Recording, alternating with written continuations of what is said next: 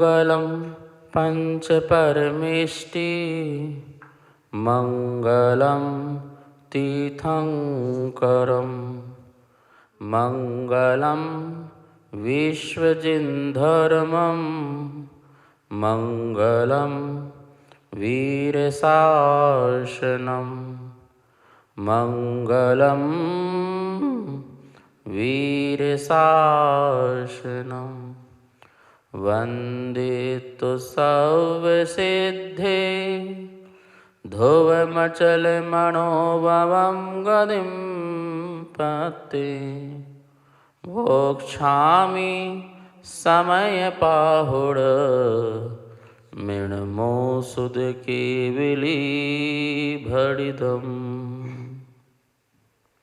समयसार परम मांगलिक ग्रंथ है। आचार्य भगवान कुंद स्वामी द्वारा भगवान महावीर स्वामी की वाणी को प्रस्तुत की गई है।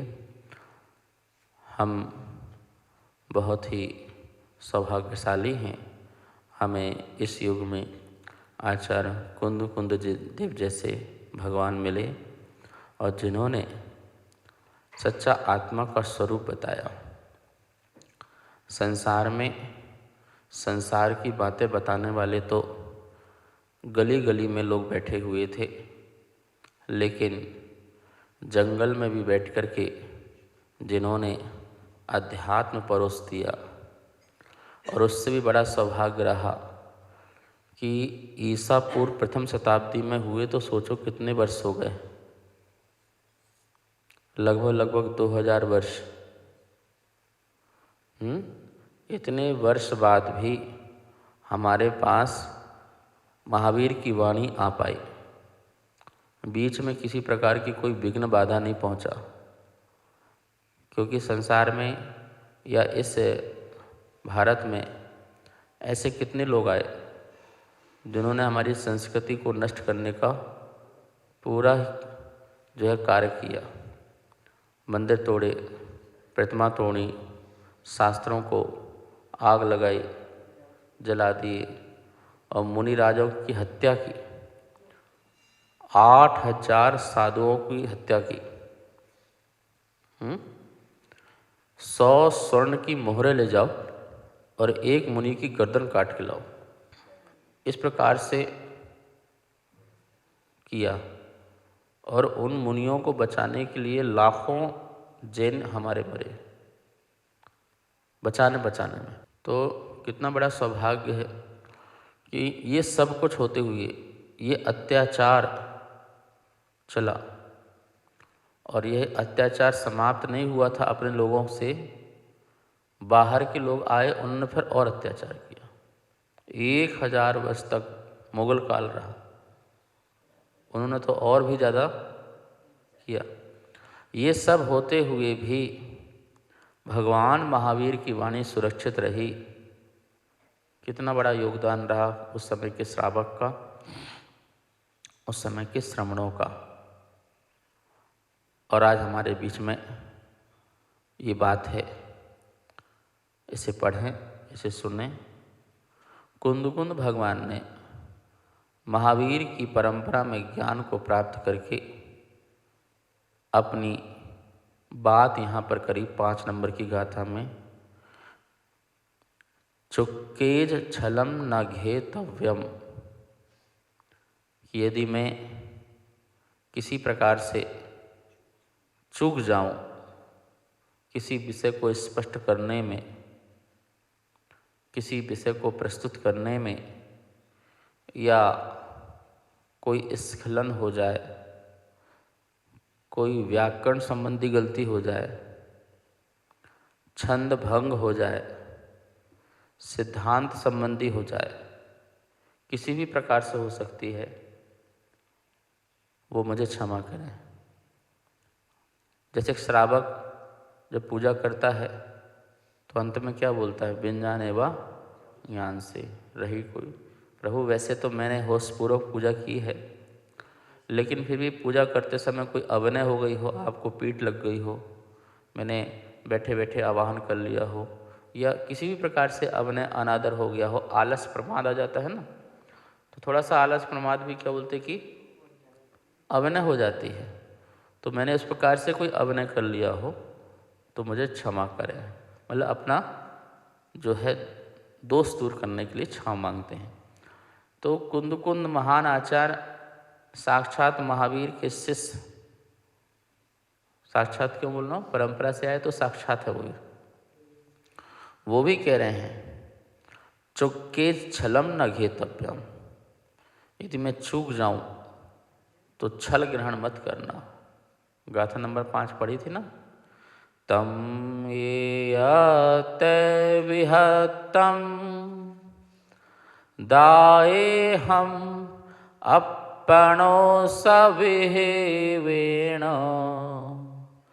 जदि दाये पमाणम चुक्केच छलम न घेतव्यम।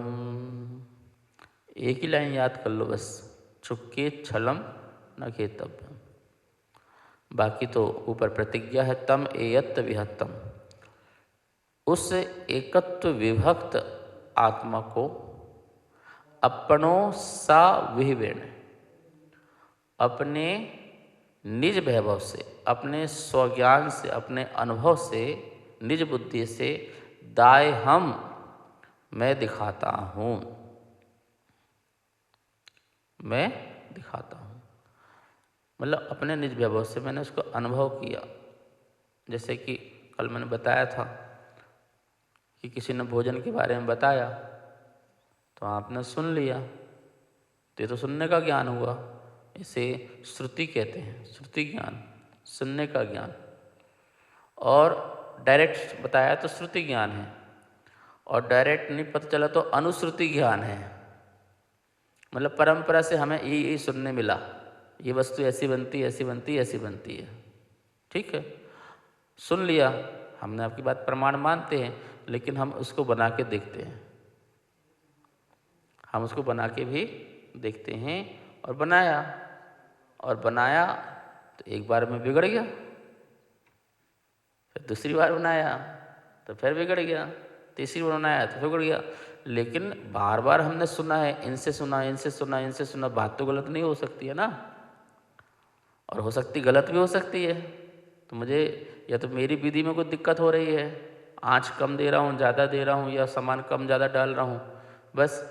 और अनेकों बार बनाया, एक बार बहुत सुंदर बन गया। ओहो, जैसा सुना था वैसा ही बिल्कुल स्वाद आया, जैसा आत्मा का वैभव सुना था सुत केवली से, वैसा ही मुझे आनंद आया। निराकुलता क्या होती है, ज्ञाता दृष्टापन क्या होता है, वैसा मुझे भी स्वाद आनंद की कड़िका आई। फिर क्या था, तो कुंद ने सोचा कि भैया महावीर का धर्म पंचम काल के अंत तक चलना है, ऐसी घोषणा हुई है। तो जो आनंद मुझे आया वो आनंद में क्यों ना और भव्य जीवों तक पहुंचाऊं। तो फिर कुंदादगिरी में तपस्या करी। कुंदादगिरी हुमचा के पास, कर्नाटक में हुमचा है ना, हुमचा पद्मती, कुंदादगिरी बहुत अच्छा क्षेत्र है, पहाड़ में है। आचार्य विद्यानंद महाराज जी ने भी वहाँ पर तपस्या की। वहाँ पे रहे, बिल्कुल ऐसा क्षेत्र है कि आपसे महाराज जी बताते थे कि एक खिड़की और एक खिड़की, तो बादल अंदर से होके जा रहे हैं, अंदर से बादल होके जा रहे हैं ऐसे, और बहुत तेज हवा। अनानास जो फल होता है ना, वो वहाँ पे होते हैं। आचार्य से बोलते थे वहाँ पे पानी का कुंड है पहाड़ में, तो उसकी विशेषता बताते थे। बताने का तरीका महाराज जी का, वो पानी इतना अमृत जैसे है, बोले जब सूर के घोड़े थक जाते हैं ना, सूर के घोड़े थक जाते हैं तो वो यहाँ का पानी पीते हैं और फिर सूर को खींचते रहते हैं, मतलब पानी में इतनी ताकत है। वो कुंदादगिरी क्षेत्र कर्नाटक में भैया, कभी अवसर मिले तो ज़रूर जाना। ऐसे महान आचार्य की तपस्या स्थली है। और सुनो, वहाँ पर उनके चरण चिन्ह भी बने हुए हैं। एक कमल के ऊपर पुराने चरण चिन्ह, बड़े अत्यंत प्राचीन, कुंद आचार्य के। वो चरण की वंदना करो, आराधना करो और जल्दी जल्दी भाग के मत आना। वहाँ पर एक आध दो दिन रहो और उनके चरण कमल पर बैठ करके साधना करके, ज्ञान आराधना करके आओ और फिर वो अनुभूति करो कि कैसे उन्होंने तपस्या की। तो कुंद आचार्य ने पहले वहाँ तपस्या की, तपस्या करके अपने निज वैभव को भगवान की वाणी से मिलान किया, या भगवान की वाणी का अपने निज वैभव से मिलान किया। और जब उन्हें लगा कि ओहो ये है एकत्व विभक्त आत्मा, जब ये एकत्व विभक्त आत्मा का उनको अनुभव हुआ, मतलब अपने में एकपना और पर से विभक्त विभाग करके 100 में रमे जमे, तब ये बात उनको अनुभव में आई। तो उन्होंने लगा कि भैया ये बात तो औरों तक भी जाना चाहिए, क्योंकि वो छोटे अवस्था में निकल गए थे, 11 साल की उम्र में निकल गए थे। फिर उन्हें अपना ध्यान अध्ययन सब किया, फिर उनके शिष्य बने। कुंद स्वामी के पहले शिष्य कौन थे? प्रथम शिष्य कौन? उमा स्वामी। कौन? उमा स्वामी, जिन्होंने क्या लिखा? तत्वार सूत्र लिखा। सोचो कितना उन्होंने गूढ़ अध्ययन किया उमा स्वामी ने उनसे, और उन्होंने अपने जीवन काल में सिर्फ एक ही ग्रंथ लिखा। लिखे और भी होंगे तो पता नहीं, पर वर्तमान में तो एक ही है। अब कुछ ज़्यादा नहीं लिखा, लेकिन पूरा का पूरा सार लिख दिया है। पूरा का पूरा भगवान की वाणी का सार लिख दिया। कितने ज़्यादा हैं? कुछ 357 या जो 350 लगभग सूत्र हैं। इतने सूत्र मात्र लिखे, पर इतने सूत्र में जितना उन्होंने जीवन भर अपने गुरु से पढ़ा होगा या महावीर के परंपरा से सुनी होगी बातें, उन सब को उन्होंने सूत्रात्मक शैली से लेकर के उतार दिया। उसकी व्याख्या नहीं करी उन्होंने, क्योंकि एक एक सूत्र के लिए उन्हें कितना चिंतन किया होगा। हो सकता है एक एक सूत्र लिखने के लिए महीने महीने बीत गए हों, महीने महीने बीत गए हों, तब जाके कलम चलाई हो एक एक सूत्र लिखने में। तो कमाल की बात है, ठीक है ना। तो ऐसे अपने निज वैभव से जो आत्म दर्शन हुआ है, कह रहे हैं दाह्यम मैं दिखाता हूँ। दिखाने का मतलब यहाँ पर कोई हाथ में आंवला रखा हुआ ऐसा नहीं, हस्त में रखा हुआ आंवला, देखो ये आंवला है, ऐसे नहीं दिखाने। ऐसा तो कोई भी नहीं दिखाता, ऐसा तो महावीर स्वामी भी नहीं दिखा सकते। महाराज भगवान से पूछो, महावीर स्वामी से, भगवान बताओ आत्मा कैसी होती है? ये हाथ करेंगे, देखो ये आत्मा है, इस पे देख आत्मा है, ये आत्मा देख लो। अरे आत्मा तो कोई देख ही नहीं सकता ना, ठीक है ना। अमूर्त को मूर्तमान कैसे देखें? हमारी आंखें मूर्तमान हैं और आत्मा अमूर्तमान है। तो अमूर्तमान को मूर्तमान कैसे देखे? तो बोले अनुभव का विषय है। किसका विषय है? अनुभव का विषय है।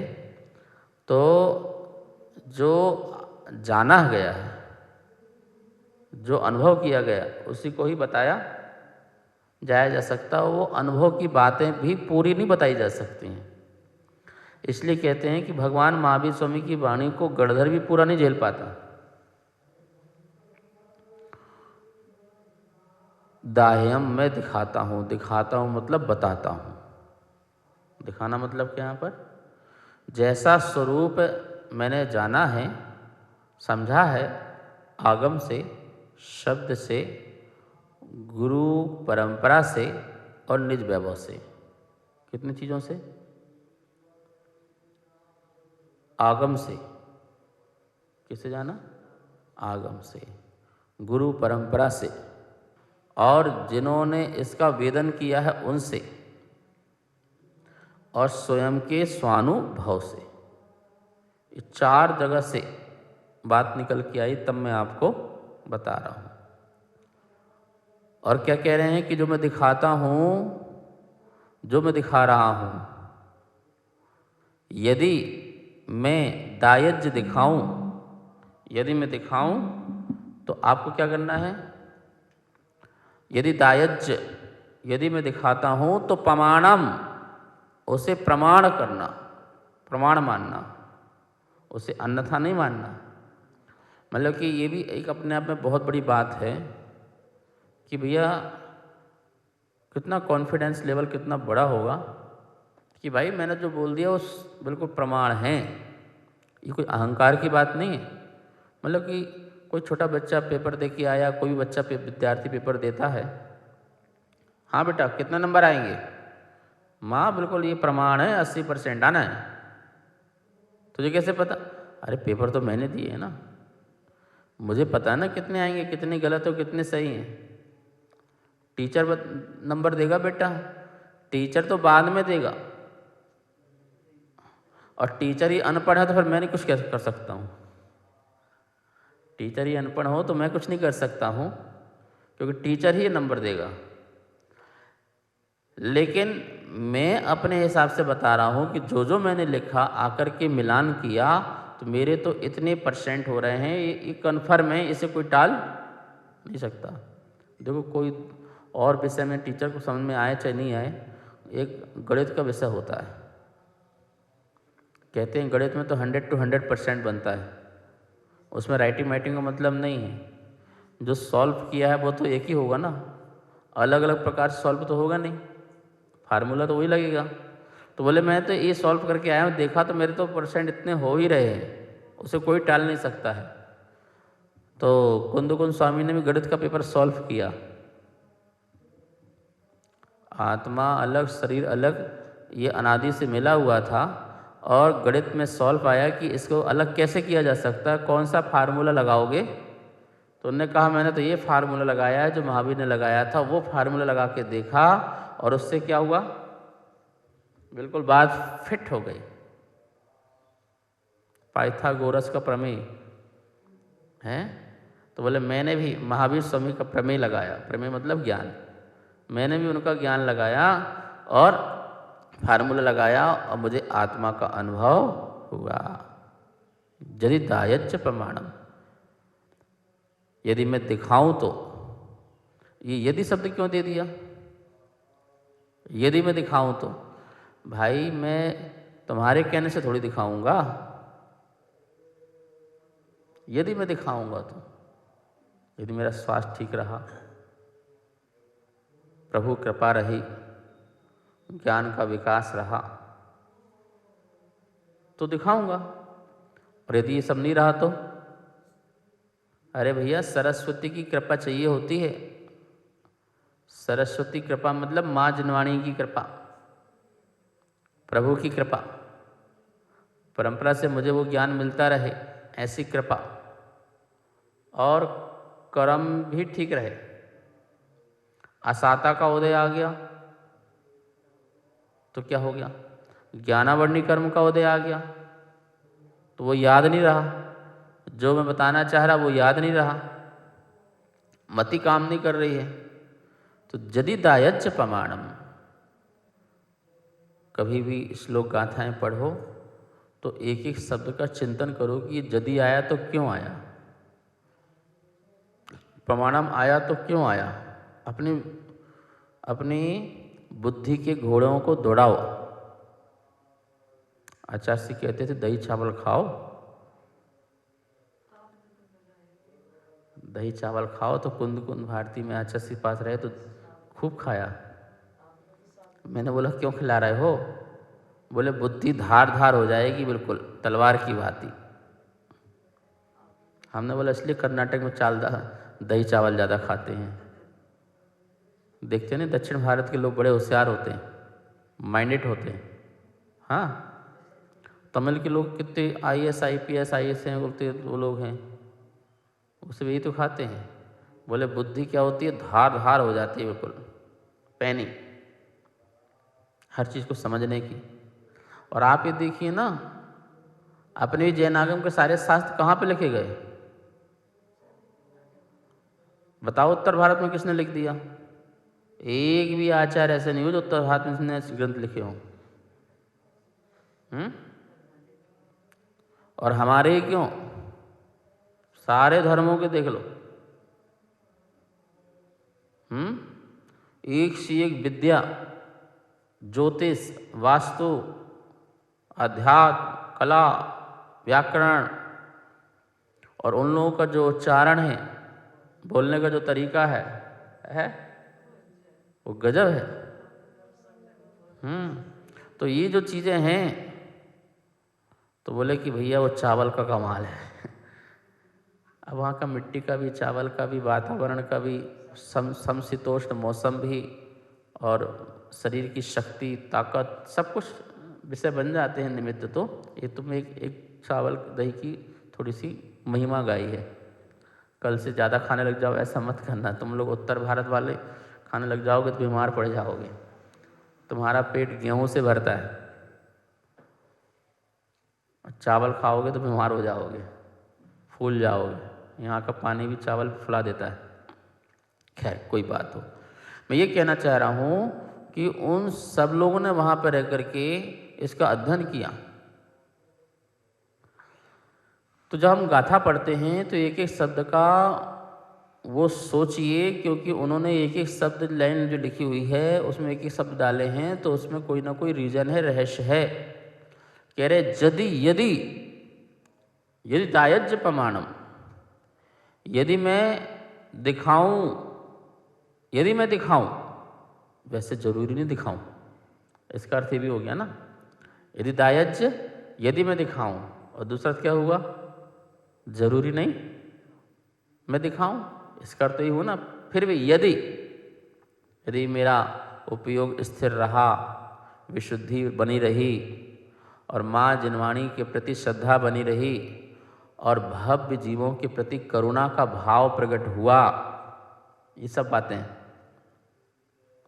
तो दिखाऊंगा, तो प्रमाणम। उसे क्या मानना भैया, उसे प्रमाण मानना, क्योंकि ये बात मैं नहीं कह रहा हूँ इसलिए प्रमाण मानना। यदि मेरी बात होती तो प्रमाण मत मानना। जैसे हम लोग कई प्रवचन करते हैं तो जब अपनी बात होती है तो बोल देते हैं भैया ये मेरे स्वतंत्र विचार हैं, और बोलना भी चाहिए। यदि आपके कुछ स्वतंत्र विचार हैं तो हमें बोलना चाहिए कि भाई देखो ये सोच जो है मेरी स्वतंत्र है, हो सकता है मैं इसमें गलत भी हो सकता हूँ, मेरे इस विचार पर विचार कीजिए। विचारणीय विषय है, सोचनीय विषय है, इस प्रकार से अपनी बात को कह देना चाहिए, जिससे क्या होगा, हमारी कसाई भी पुष्ट नहीं होगी, और हमें किसी प्रकार का माँ जिनवाणी का अपवाद करने का दोष भी नहीं लगेगा। क्योंकि माँ जिनवाणी का या भगवान की वाणी का अपवाद करने का दोष है, मतलब ज्ञानावरणी कर्म का तीव्र बंध बांधना, और इतना तीव्र बंध बांधना कि मैं अपने आप को भी ना जान पाऊँ, कभी अपने आप को भी ना सुन पाऊँ। देखो पृथ्वी, जल, अग्नि, वायु, वनस्पति, एक इंद्री, दो इंद्री, तीन इंद्री, चार इंद्री तक जीव, और असंगी पंचेंद्री तक के जीव, कितना महान ज्ञानावरणी कर्म का उदय है उनके पर। अब किसी पेड़ के पास बोलो, हे पेड़ तू पेड़ नहीं है, तू आत्मा है, तो बोलो उसे क्या होगा सर? क्या उसे क्या समझ में आना? उसे कोई इंद्रिय नहीं है, विकास नहीं है, ज्ञान का विकास नहीं है, उसे कुछ समझ थोड़ी आएगा। तो कितना अपने स्तर से वो गिर गया। तो एक इंद्रिय से लेकर के कितना महान महान महान पुरुषार्थ करके जीव पंचेंद्रिय बना, संगी बना, आहारक बना, और उसमें भी तू भव्य जीव, और उसमें भी दुर्लभता तुझे जिन शासन, जिन धर्म, जिन आगम, जिन गुरु मिल जाना, ये सब प्राप्त हो जाने के बाद यदि मेरा क्षोभ समझ सकता है, ज्ञान समझ सकता है, तो समझना चाहिए। इसलिए कुंद कुंद को बोलना पड़ा, यदि दायज्य प्रमाणम, यदि मैं दिखाता हूँ तो उसे क्या मानना? प्रमाणम, प्रमाण मानना, सही मानना। फिर भी एक अपनी बात रख दी, चुक्के छलम न घेतव्यम यदि दायज्य प्रमाणम चुक्के छलम न घेतव्यम। यदि मैं दिखाता हूँ तो प्रमाण मानना, चुक्के छलम न घेतव्यम, और चूक जाऊं। बंदर छलांग लगाता है तो कभी चूक जाए तो उसकी चूक को चूक नहीं मानना। छलांग लगा रहा है, वो अपने कॉन्फिडेंस से छलांग लगाता है पूरा फुल कि मैं वहाँ तक पहुँच जाऊँगा। लेकिन कभी कभार ऐसा हो जाता है कि वो वहाँ तक नहीं पहुँच पाया। देखो, लंगूर की तो आदत है, यदि वो कूद लगाया तो वहाँ नहीं पहुँच पाया तो वापस रिटर्न, हाँ, वापस रिटर्न जहाँ से कूदा था, पता नहीं कैसे छलांग लगाता, फिर वापस रिटर्न वहीं पर आ जाता है, वो हवा में। तो कुंद बोल रहे हम तो वापस रिटर्न हो जाएंगे, हम तो वापस रिटर्न हो जाएंगे कि हाँ, क्षमा मांग लेंगे कि मुझसे क्या हुई है, गलती हुई है। हम कोई अपना अहंकार नहीं दिखाएंगे कि नहीं, हमने जो कह दिया सो वो ऐसा ही है। हम इसको स्वीकार कर लेंगे कि हाँ, हमने गलती की है और ये हमसे गलत हो गया है, रिटर्न हो जाएंगे। तो चुक्के छलम न घेतव्यम, बोले यदि कभी मैं चूक जाऊं, क्योंकि इतना अथाय द्वासांग है, अथाय है, बहुत अथाय है, और आत्मा के बारे में तो पूरा द्वासांग है, और उन सब में मैं थोड़ा सा बताने का प्रयास कर रहा हूँ, तो निश्चित ही कहीं ना कहीं चूक हो सकती है। तो भैया उसे ठीक कर लेना अपने अनुभव से, अपनी अनुभूति से। उसमें कोई छल ग्रहण मत करना, निश्चल भाव रखना और अपनी आत्मा का कल्याण कर लेना। बस इतनी सी बात कहना चाह रहे हैं, और भी कुछ बात होगी तो शेष विषय कर लेंगे। समय हो चुका है, आज इतना ही। जावाणी के ज्ञान से सूझे लोकालो, सो वाणी मस्तके धरूं सदा दे तो हूँ धो। हे जिन वाणी भारती तो है जपो जिन रेन, जो तेरी शरणा धरे सो पावे सुख चैन। सबको बहुत बहुत मंगल आशीर्वाद। कार्यक्रम पाठशाला के पुण्यार्जक थे श्री दिगंबर जैन मंदिर, लोधी कॉलोनी, दिल्ली।